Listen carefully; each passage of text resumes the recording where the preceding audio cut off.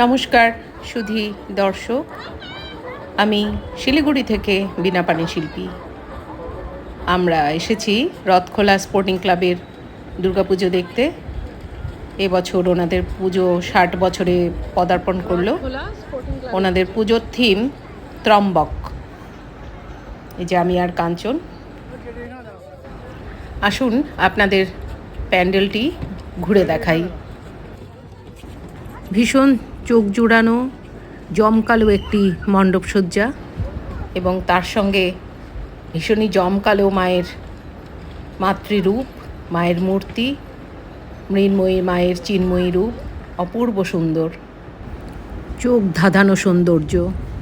ত্রম্বক শব্দের অর্থ 3 চোখওয়ালা।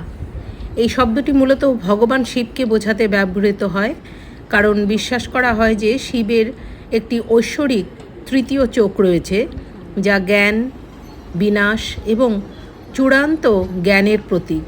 এই শব্দটি ত্রম্বকেশ্বর নামের উৎপত্তি, যা একটি পবিত্র স্থান।